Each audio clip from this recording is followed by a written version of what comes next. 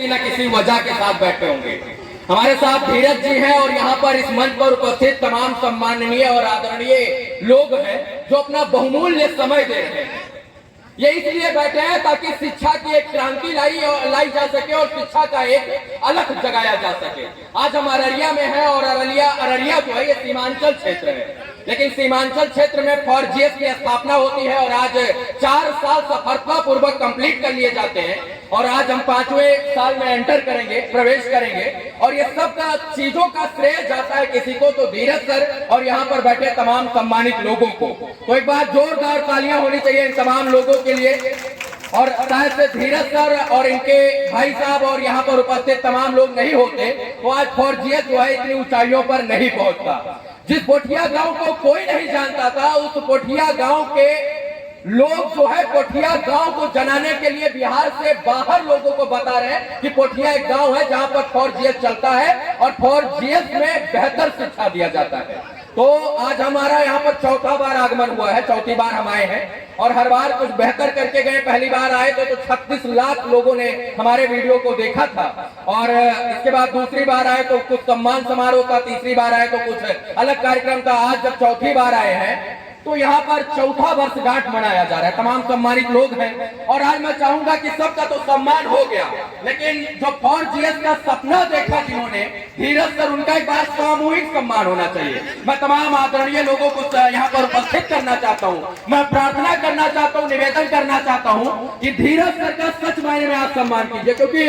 जिस फॉरजीएस को चलाने के लिए एक मैनेजमेंट की जरूरत होती है, धन की जरूरत होती है, उसको पूरी तरीके से जमीन पर लेकर आने वाले धीरज सर हैं। तो ऐसे धीरज सर की और इनके टीम की आवश्यकता है, ऐसे लोगों की आवश्यकता है जो अररिया के पोठिया गांव को हर एक जिले में बना सके, फॉरजीएस को बना सके, बेहतर तौर तरीके से बना सके। साथ से आज धीरज सर नहीं होते तो आप लोग यहाँ होते बिल्कुल नहीं होते। तो आज इनका सम्मान जरूरी है कि नहीं? बहुत जरूरी था और इसी से इनका आगे मनोबल और बढ़ेगा और हम लोग बढ़ाते रहेंगे। कहा गया है कि गुरुर ब्रह्मा गुरुर विष्णु गुरुर देव महेश्वरा और गुरुर साक्षात पर ब्रह्म तस्मै श्री गुरुवे नमः। तो ब्रह्मा की उपमा दी गई है गुरुवर को।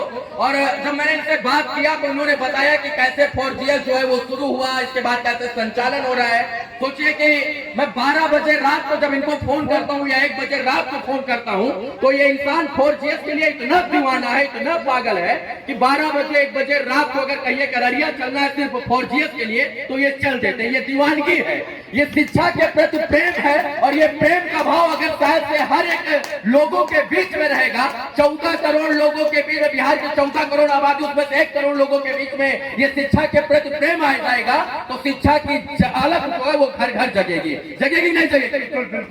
जगेगी नहीं? 100% जगेगी। अगर मैं इनसे कहता हूँ कि फॉरजीएस के लिए ये करना है तो इस 7 समंदर पार चले जाएंगे। मैं चाहूँ कि फॉरजीएस के लिए इनको कुआं में कूदा दूं तो ये कुआं में कूदने के लिए तैयार हो जाते, इतनी दीवानगी है। अगर मैं कहूँ कि तालाब के उस पार आपको जाना है तो ये फॉरजीएस के लिए तैरना जाने या ना जाने चले जाएंगे। चाहे सांप हो, बिच्छी हो, कीड़ा हो या फिर अजगर हो, फेटार हो, कुछ फर्क नहीं पड़ता है। फॉरजीएस के लिए दीवानगी मैंने इनके अंदर देखी, क्योंकि पिछले 3 महीना में जितना करीब मैं इनके रहा हूँ उतना करीब शायद से कोई रहा होगा। तो मैंने इनको देखा है, प्रेम इनका शिक्षा के प्रति। और इन्होंने विकास वैभव सर को लाकर यहाँ पर खड़ा किया जो आईपीएस है वर्तमान में। तो ऐसे महान विभूति आप जैसे लोग अगर यहाँ 8 बजे रात को एकत्रित हुए हैं तो कुछ सोच कर ही एकत्रित हुए होंगे और शिक्षा की जोत जला रहे हैं, शिक्षा की अलग जगा रहे हैं। तो जाहिर सी बात है कि शिक्षा रूपी दूध पिलाकर ये बच्चों को इस लायक बना सकते हैं कि वो पोठिया का नाम का विस्तार करे और अररिया जिले का नाम रोशन करे। अब आप लोग बैठ जाइए, बस मैं इतना कहूंगा कि धीरज सर जिस प्रकार से शिक्षा के क्षेत्र में अररिया के पोठिया गांव में क्रांति लाने का प्रयास कर रहे हैं, ऐसे तमाम लोगों को भरसक प्रयास करना चाहिए क्रांति लाने के लिए। क्योंकि आज यहाँ से 2-250-300 बच्चा मुफ्त में शिक्षा अर्जित कर रहे हैं तो ये बहुत बड़ी बात है। और सबसे बड़ी खासियत सर बताऊं, ये जहां पढ़ाते हैं उस शहर का नाम है हिलसा। ये 9वीं 10वीं 11वीं 12वीं के बच्चों को पढ़ाते हैं और 85% से ऊपर लाने वाले जितने अंक लाते हैं बच्चे उनका ये 100% और 50% फीस वापस कर देते हैं। पिछले 2-4 महीना पहले इन्होंने 9वीं और 10वीं और 12वीं के बच्चों का 2,20,000 रुपए वापस किया। सोचिए कि 2,20,000 रुपए छोटा मोटा रकम नहीं होता है, वो बहुत बड़ा रकम होता है। और जब धीरज सर 2,20,000 रुपए वापस किए तो हमको पता चला कि यार ये इंसान नहीं, ये इंसान जो है शिक्षा के नाम पर दीवाना है। और हमको ऐसे लोगों पर गर्व होता है, ऐसे टीम के ऊपर गर्व होता है। हमारे साथ रोशन जी थे जो इतने बढ़िया वक्ता हैं कि अगर सच में धरती भी कोई रहे तो एक बार चिल्लाने लग जाएगी।